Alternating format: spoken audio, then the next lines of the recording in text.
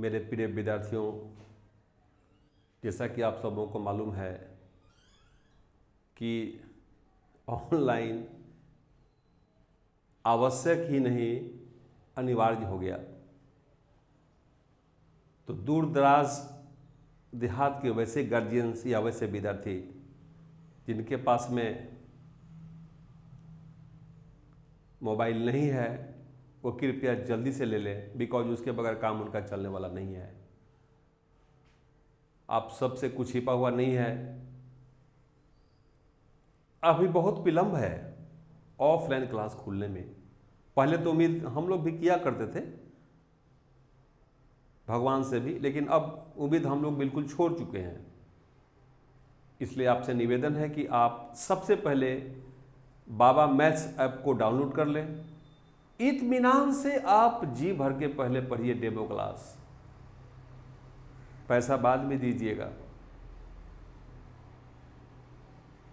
कुछ बेसिक चीज को मैं सिखाया था, आज ये बेसिक चीज समाप्त हो जाएगा और अगले लेक्चर से आपको मैं सिलेबस शुरू करूंगा। NCERT book, R S. Agarwal book, ये सबको आवश्यक होगा। एनसीईआरटी को जैसे ही किताब को आप टेकअप करोगे, सबसे पहले सेठ से ही मुलाकात होती है। वो ताजुब ये होता है कि मैक्सिमम टीचर इसको दरकिनार कर देते हैं, और हकीकत क्या है कि जब 12 में भी जब जाइएगा वहाँ तो 2 वॉल्यूम बुक्स हैं। जैसे ही पार्ट 1 को आप देखोगे, पुनः सेठ से ही मुलाकात होगी। और प्रोबेबिलिटी एक किताब है, थोड़ा सा 11th में है और 12 में तो बहुत कुछ है। वो बहुत कुछ सेट थ्योरी पर ही डिपेंड करता है। इसलिए बहुत मायने में ये सेट आपके लिए बहुत ही आवश्यक होगा। इसलिए जो भी लोग हैं, बस कुछ करने की आवश्यकता नहीं है। ये मेरा नंबर है और भी नंबर दिया हुआ है साइट पर। आप अपना नाम और मोबाइल नंबर भेज दें, मैं आपको सिस्टम में ऐड कर दूंगा। आप पढ़ते रहें, पैसे की चिंता कभी नहीं करें। तो 2 क्लास में बेसिक डाला था और एक आज तीसरा क्लास होगा, और उसके बाद में सिलेबस पर चला आऊंगा। आपको कुछ विशेष चीज आपके लिए, जैसे बाइनोमियल, ये बनता कैसे बेटा? बाई और नोमियल मिल करके बना बाइनोमियल। ए बाई का मतलब होता है 2 और नोमियल का मतलब होता है टर्म। और एक बहुत बड़ा चैप्टर होगा अलजेब्रा में, बाइनोमियल थ्योरम। इसी का यूज करूंगा मैं। इसका मतलब क्या बेटा? इसमें 2 और केवल 2 ही टर्म्स हों। स्पष्ट है इसके नाम से, इसके लक्षण से। जिसमें 2 और केवल 2 ही टर्म हो, उसका नाम है binomial expression. If an expression contains 2 and only 2 terms, then it is called binomial expression. As for example, x plus y a plus b x plus 1 बटा x x स्क्वायर माइनस 1 बटा x etc। ये सब के सब क्या है बेटा? Binomial expression है। और इसका अर्थ पहले से बता चुका हूं कि इसमें 2 और केवल 2 ही टर्म्स हो, न 2 से ज्यादा हो और न 2 से कम हो। आप इसको सिंप्लीफाई करना जानते हो। इसको a प्लस बी के स्क्वायर पर तोड़ोगे बेटा। मैं कहूं कि a प्लस बी ऐसे कर देता, ये क्यू पर तोड़ोगे। अगर मैं कह दूं बेटा कि a प्लस एक्स पर पावर 4 हो, स्क्वायर का स्क्वायर कर दोगे। लेकिन a प्लस एक्स पर पावर 1000 कर दूं और मैं आपसे बोलूं कि इसको सिंप्लीफाई करो तो आप अभी नहीं कर पाओगे, लेकिन जैसे ही मैं इस चीज को बाइनोमियल थ्योरम में पढ़ूंगा आप इसको इत्मीनान से निकाल लीजिएगा, उस समय भयभीत नहीं होइएगा। होता क्या है हकीकत, जितना पावर होता है बेटा उससे एक ज्यादा आता है टर्म्स। ये पावर 2 है तो टर्म 3 आएंगे, 3 है तो 4 आएंगे, 4 है तो 5 आएंगे। यहां तक तो तुम सक्षम थे, लेकिन 1000 है तो 1001 होगा। अब वो कौन कौन सा होगा आपको अभी पता नहीं है, उस समय मैं सिखाऊंगा जब चैप्टर आपको होगा बाइनोमियल थ्योरम। लेकिन अभी जानिए ये आवश्यकता पड़ेगी बीच बीच में कभी ना कभी।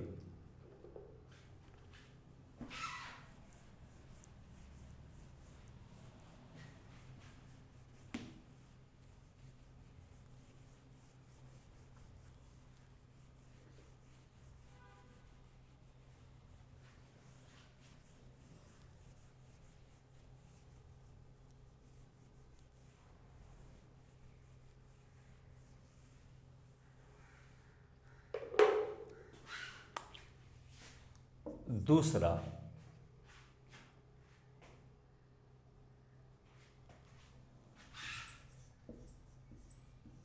Quadratic equation and expression.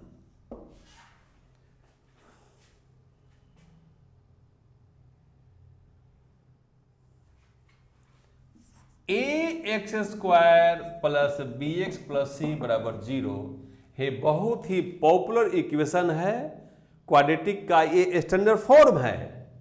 a क्या होता है बेटा x² का कोफिशिएंट, b क्या होता है x का कोफिशिएंट, जो अलग है उसको c कहते हो। ये सब लोग जानते हो बेटा। अल्फा और बीटा इसके रूट्स हैं, ये सबको पता है। Alpha plus beta minus B by A और अल्फा बीटा बराबर सी बाई ए। इसको बोलते हो सम ऑफ रूट्स, इसको बोलते हो प्रोडक्ट्स ऑफ रूट्स। इसमें 2 बातें होती है बेटा, सोल्व करके रूट्स को निकालो, रूट्स मालूम है इक्वेशन को निकालो। आप पहले से पढ़े हो 10th में, if alpha and beta are the 2 roots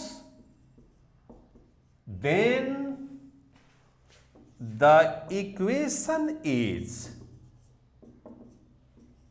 x² minus alpha plus beta into x plus alpha beta बराबर 0।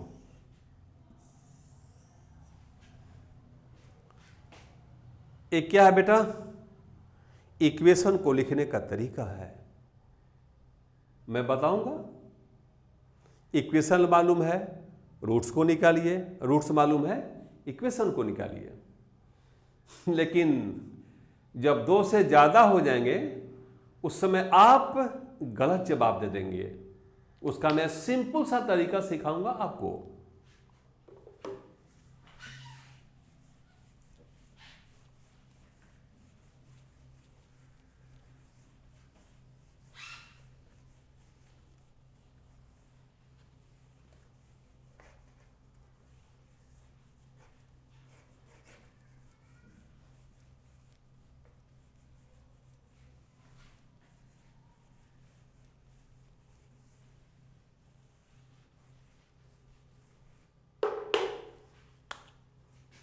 मैं आपको कहूं कि सोल्व कीजिए x² माइनस 5x प्लस 6 बराबर 0। ये बहुत ही पॉपुलर इक्वेशन है आपका, तो इसको सोल्व करने का 2 रास्ता है। या तो आपने जो यूज किया था उसमें मैं साइड में लिख भी देना चाहता हूं, जो 10th में था, ax² plus bx plus c बराबर 0। इसमें x का मान क्या था बेटा, minus b plus minus d बटा 2a, जहां पर d बराबर b² घटाओ 4 इसकी, इसको डिस्क्रिमिनांट, हिंदी भी लिख देता हूं, विवेचक भी कहते हैं। ये सब लोग जान रहे हो। तो इसका यूज करके एक प्लस में एक माइनस में, जिसको हम अल्फा और बीटा रूट्स के रूप में देखेंगे। तो एक ये भी तरीका होता है बेटा, ए बी सी को निकाल लेंगे, यहां कुछ नहीं का मतलब यहाँ 1 छिपा हुआ बेटा, तो इसको कंपेरिजन करो तो ए का वैल्यू तुम्हारा 1 होगा, बी का वैल्यू -5 होगा, सी का मान 6 होगा। आप इस पर पुटअप करके निकाल सकते हो। इसका प्रयोग कब करते हैं बेटा?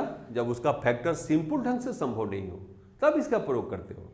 उसमें क्या होता है,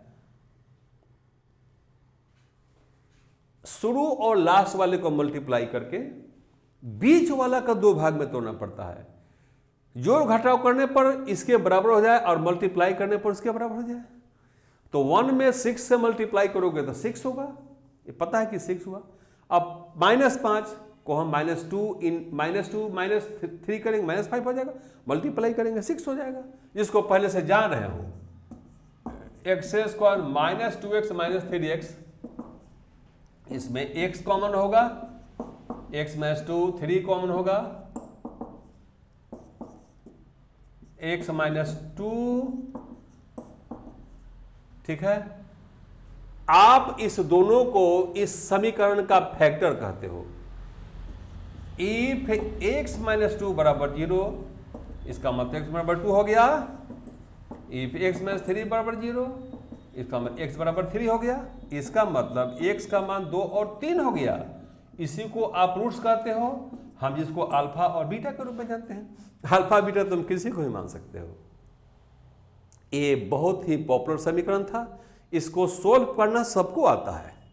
अब मैं क्या सिखाऊंगा बेटा कि अगर क्या मालूम हो, रूट्स मालूम है, तो समीकरण कैसे लिखोगे, ध्यान दीजिएगा।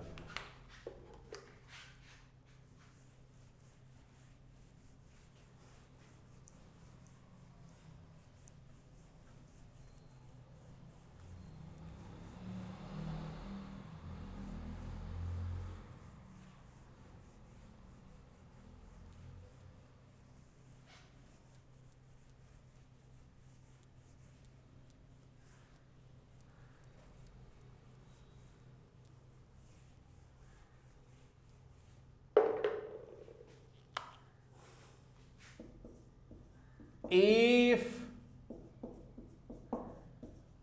the roots are 2 and 3, write equation.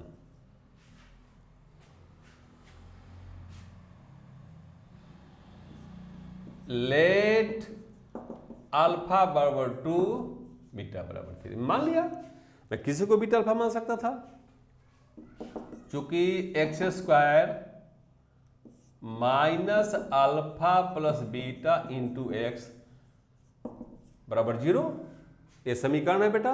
Value को पुट करेंगे, इसका मतलब x² हो गया और 2 + 3 इंटू x हो गया और 2 इंटू 3 बराबर 0। x² माइनस 5x प्लस 6 बराबर आ गया ना। मैं जानबूझ के इसको क्यों दिया था, इसके पहले यही इक्वेशन था तुम्हारे सामने, सोल्व करना था, रूट्स को निकालना था, और जो रूट्स आया मैंने दिया। और जब मैं किसको लिखा बेटा, इक्वेशन को, 100% सेम आया ना, यही बात होती है। लेकिन मैं जानता हूं कि अगर ये दे दें तो तुम 100% इक्वेशन को लिख देते हो। मैं साइड में लिखना चाहूंगा x² minus alpha plus beta into x, ए इक्वेशन को लिखने के लिए है, और अल्फा और बीटा आपके रूट्स हैं।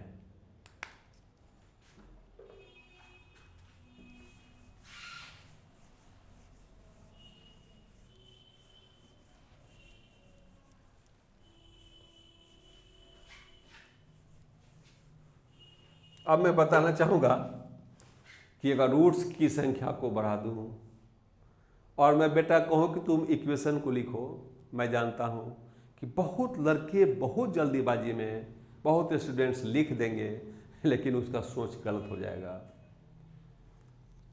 जैसे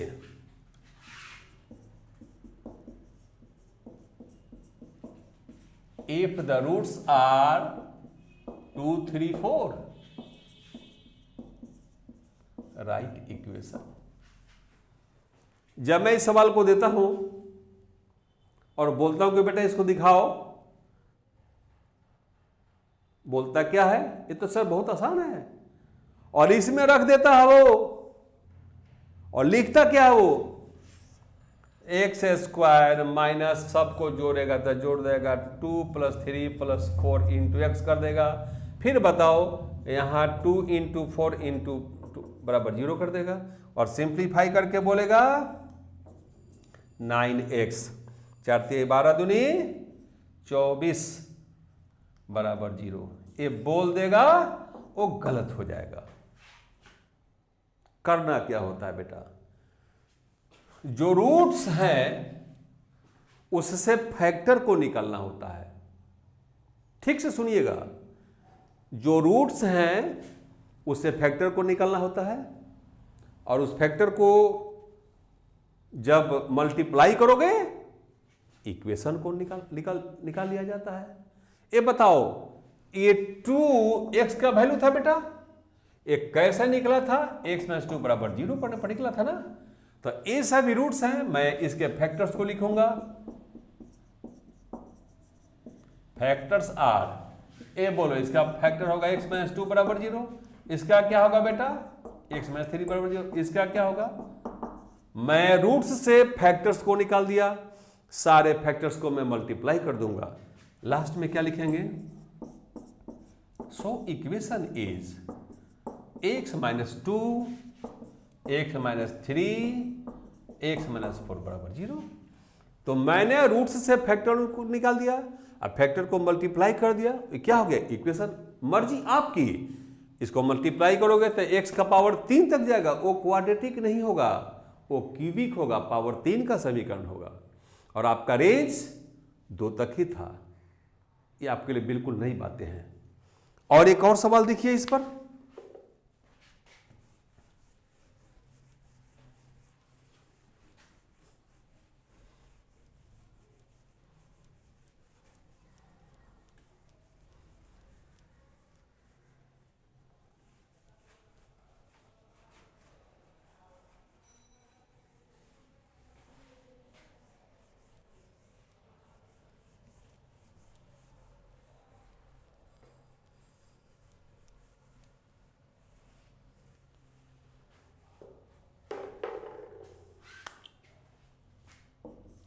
if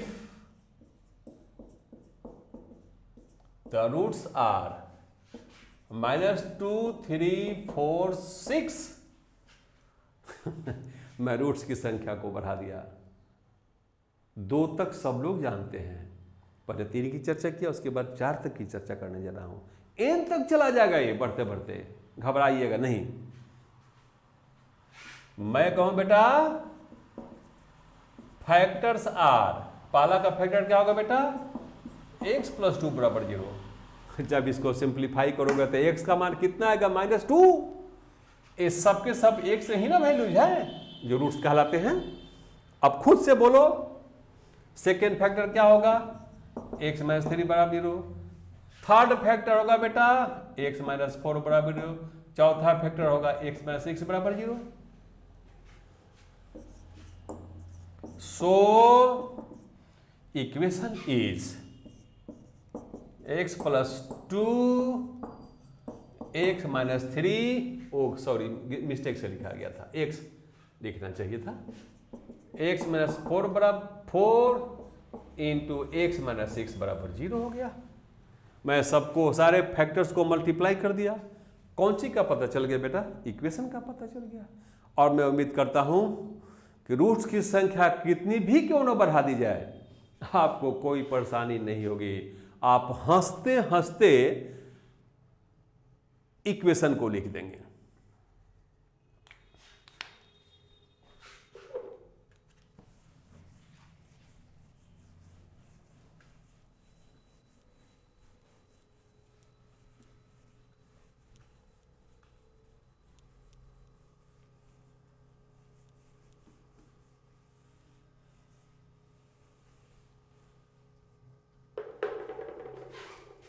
मैं आपको कुछ नोटेशंस को बताऊंगा जिसकी आवश्यकता आपको मैथमेटिक्स में पड़ेगी, सेट थ्योरी में भी पड़ेगी। जैसे देखो बेटा, ए आपका इक्वल टू का नोटेशन है, बराबर। ये क्या है बेटा? Not equal to. Not equal to का मतलब बराबर नहीं। तो बराबर नहीं मतलब कि चाहे बड़ा होगा चाहे छोटा होगा। जैसे ए बराबर बी, इसमें जाएगा। ए ग्रेटर देन बी और ए लेस देन बी, ए दोनों नॉट इक्वल टू में जाएंगे।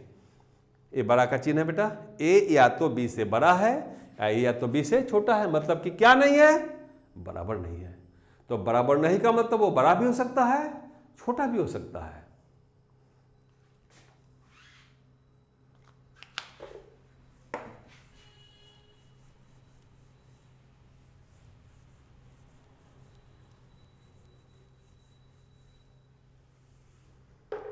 आगे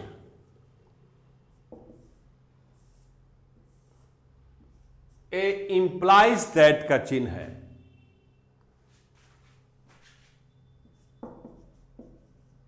इंप्लाइज, सूचित करना। ये देखो बेटा ध्यान से, इसमें एरो साइन एक तरफ से लगा हुआ है, इसमें एरो साइन दोनों तरफ से लगा हुआ है। सबसे पहले इसको क्या पढ़ते हो? बहुत लोग बोलेंगे डबल इंप्लाई। गलत बात। इसका नाम है बेटा implies and is implied by. इसका अर्थ हुआ सूचित करता है और सूचित होता भी है। इससे काम नहीं चलेगा, आपको समझ में नहीं आया होगा। बिल्कुल अपनी भाषा में समझिए। इसका प्रयोग तब करते हैं बेटा जब एक तरफ से वो रिलेशन सही हो। इसका प्रयोग कब करते हो बेटा? जब दोनों ओर से सही हो। कुछ मौखिक बातें।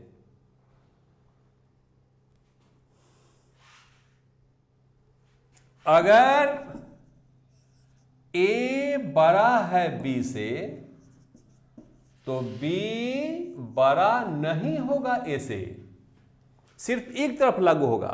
ए बी से बड़ा है तो बी ए से बड़ा नहीं होगा। एग्जाम्पल, 4 बड़ा है 3 से। ये सत्य है ना? देन 3 बड़ा नहीं है 4 से। 4 बड़ा है 3 से, लेकिन 3 4 से बड़ा नहीं हो सकता। एक तरह से सही हुआ। इसका प्रयोग कब करोगे बेटा? जब संबंध दोनों ओर से सही हो। अगर a बराबर b होगा तो b बराबर a होगा, इसमें कहीं कोई संदेह नहीं है। इसका प्रयोग करेंगे। अगर a बराबर b हुआ तो b बराबर a होगा, इसका प्रयोग किया गया। लेकिन ये आप मैथमेटिक्स के क्षेत्र में आके देखे हो। अब आप दुनियादारी में देखो, जैसे रिलेशंस के बारे में जानते हो। Father mother, husband wife, teacher, भाई बहन, सभी आपस में रिलेशंस हैं। और इस दोनों का वहां बहुत ही गहरा रिलेशन है बेटा। और जिसको मैं बोलूंगा आपके दिमाग में बात चली जाएगी, पहले से जानते हो, लेकिन आप मैथ में देख लो जरा।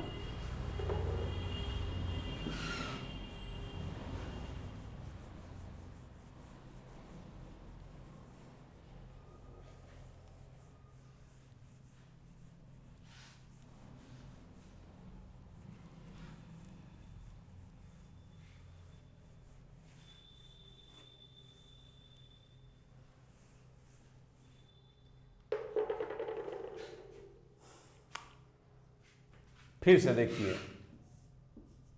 इस दोनों नोटेशंस को। इसको मैंने इंप्लाइज पढ़ा था और इसको बेटा implies and is implied by पढ़ा था, और कहा क्या था बेटा, इसका प्रयोग जब एक तरफ से सही हो, इसका प्रयोग जब दोनों तरफ से सही हो। जैसे देखिए, अगर राम श्याम का भाई है तो श्याम भी राम का भाई होगा, इसका प्रयोग होगा। मेरे उंगली और हाथ पर ध्यान दीजिएगा। लेकिन अगर राम श्याम का बाप है तो श्याम राम का बाप नहीं हो सकता, इसका प्रयोग करेंगे। मैं आपका गुरु हूं तो आप मेरे गुरु नहीं हैं, इसका प्रयोग करेंगे। ए बराबर बी है तो बी बराबर ए होगा, इसका प्रयोग हुआ था। लेकिन बेटा अगर ए बड़ा है बी से तो बी ए से बड़ा नहीं होगा, इसका प्रयोग करेंगे बेटा। सीता राम की पत्नी हैं तो क्या राम सीता की पत्नी हो जाएगी? ये कभी संभव नहीं है। राम सीता के पति हैं तो क्या सीता राम के पति हो जाएंगे? ये कभी संभव नहीं है। मान लीजिए कोई विद्यार्थी शादीशुदा है, किसी किसी बैच में ऐसे ऐसे विद्यार्थी मिल जाते हैं, और मैं जब पता कर लगे वो विद्यार्थी शादीशुदा है तो मैं बोलता हूँ बेटा, तो संजोग से वो अपना नाम सपोज करो मोहन बताया, पति का नाम ऐश्वर्या बताया। मैं पूछता हूँ कि मोहन अगर ऐश्वर्या के हस्बैंड हैं तो क्या ऐश्वर्या मोहन के हस्बैंड हो जाएंगे? तो बोलता कि नहीं सर, ये संभव नहीं है। इसका मतलब इसका प्रयोग करोगे तो इसका अर्थ अस्पष्ट हो गया होगा। इसका प्रयोग कब करते हैं बेटा? जब दोनों ओर से सही हो। इसका प्रयोग कब करेंगे? जब एक तरफ से सही हो।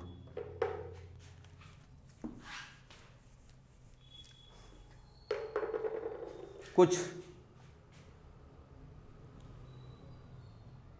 विशेष चीज जिसको आज पहली बार सुनोगे, जैसे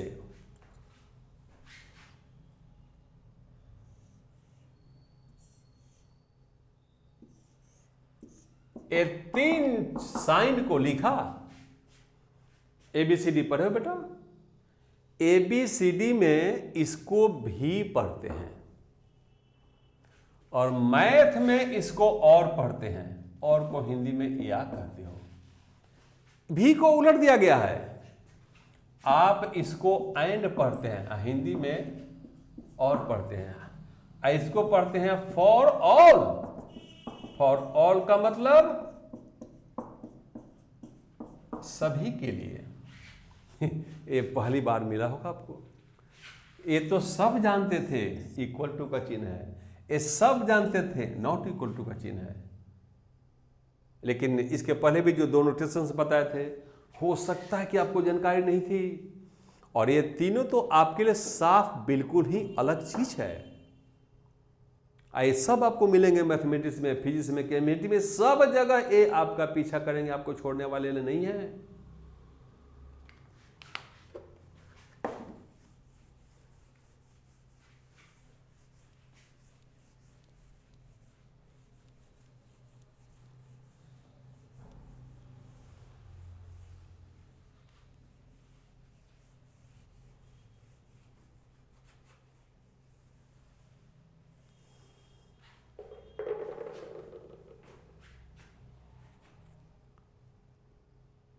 टेंथ में ज्योमेट्री पढ़े हैं, त्रिकोणमिति के नाम सुने थे। बहुत इंपॉर्टेंट चीज जिसको आपने कभी सुना था, उसके रियल चीज को नहीं जानते हो। आपको मैं बता दूं, सर्किल जिसको हिंदी में वृत्त कहते हो, उसके बारे में थोड़ा सा आइडिया आपको जरूर होगा। आपसे कोई कहे कि सर्किल के टर्म्स क्या क्या हैं, तो आप जवाब क्या देते हो बेटा? कि सर्किल में सेंटर होता है, डायमीटर होता है, रेडियस है, आर्क है, कॉर्ड है, टेंजेंट है, नॉर्मल्स हैं, सर्कमफ्रेंस है, परिधि है। जैसे मैं लिखना चाहूंगा कि आपसे कोई बोले कि 5 सेंटीमीटर रेडियस लेकर के एक सर्किल को ड्रॉ करो। आप क्या करते हो बेटा, 5 सेंटीमीटर मापते हो और आराम से एक गोल सा फिगर बना देते हो सर्किल का। जैसे मैं उसको बताना चाहूं,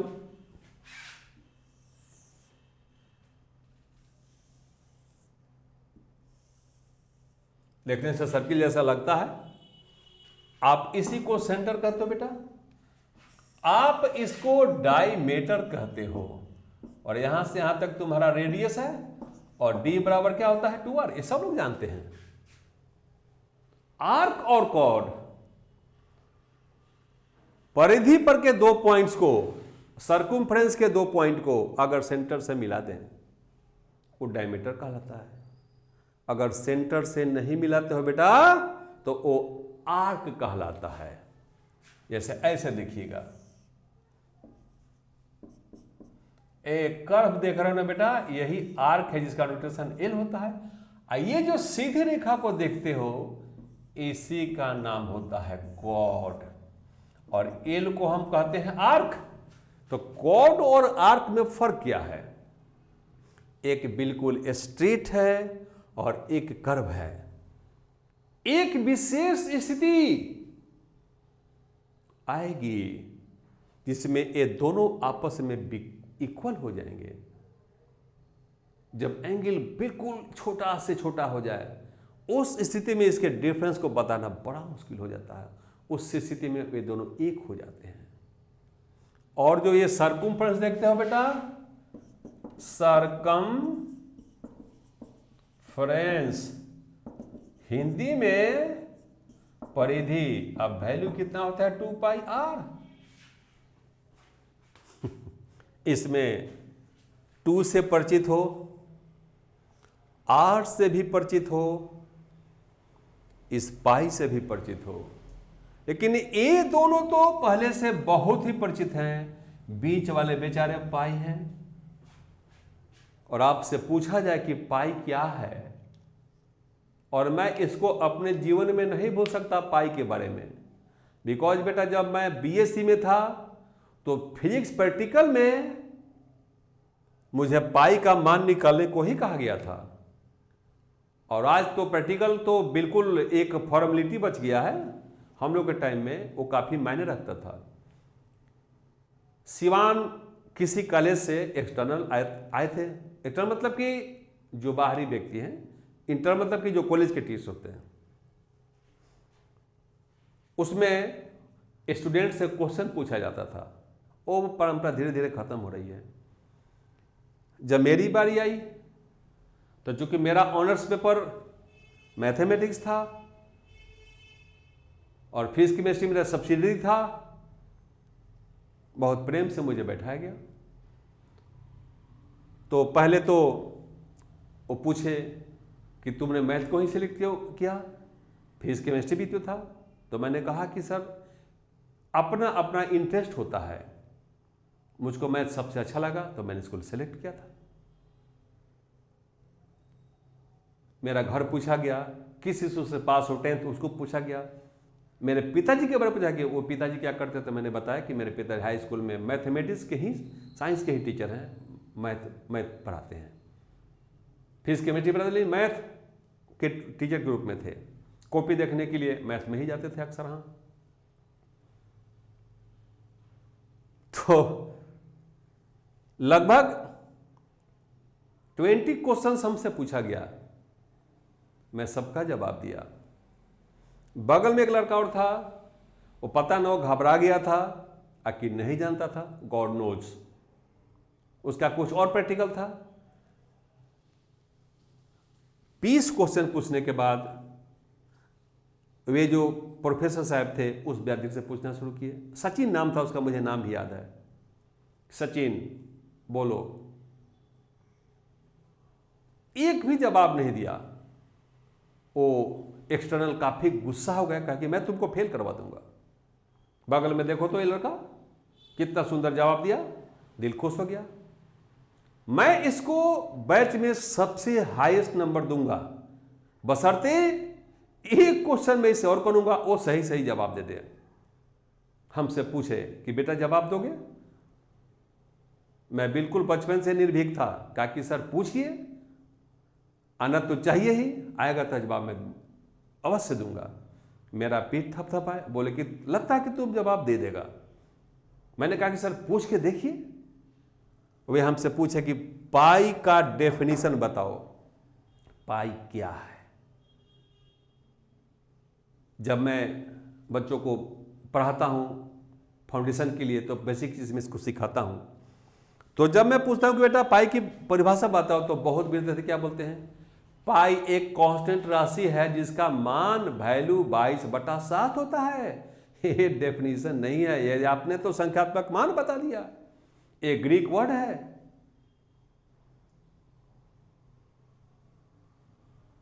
मैंने उनको क्या बताया था वो मैं लिखने जा रहा हूं। अगर तुम ये बोलते हो कि एक पाई एक अचर राशि है जिसका वैल्यू 22/7 होता है, ये डेफिनेशन नहीं हुआ। सही परिभाषा क्या है सो देखिएगा।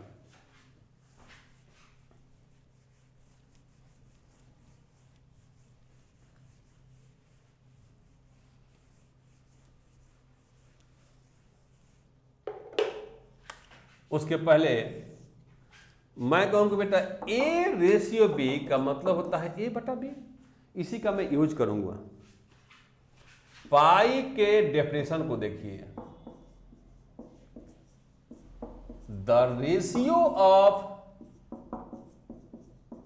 circumference and diameter of a circle is called पाई। इसका मतलब कि पाई बराबर सर्कुम्फ्रेंस बटा डायमीटर, इसी को ना रेशियो कहते हो बेटा। अब ये आता कैसे है काट करके, सर्कुम्फ्रेंस कितना होता है बेटा 2πr, और ये डायमीटर कितना होता है बेटा 2r। 2 से 2 कटेगा, r से r कटेगा, ये कट के किसके बराबर होगा बेटा, पाई के बराबर होगा।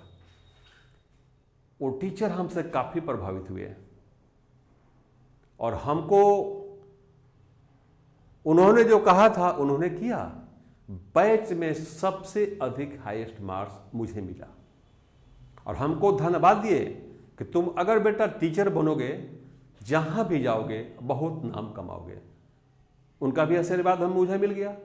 मैंने कहा कि धन्यवाद सर, आपका आशीर्वाद मिला, भगवान करें वे कहीं सुन रहे हो, हमको ऊंचाइयों तक पहुंचावें। और आज बिहार के कोने कोने के बच्चे मुझे जरूर जानते हैं। तो मैं इन्हीं शब्दों के साथ आज का क्लास समाप्त करूंगा। अभी तो ये यूट्यूब पर भी चल रहे हैं और मेरा जो ऐप है बाबा मैथ्स उस पर भी चल रहा है।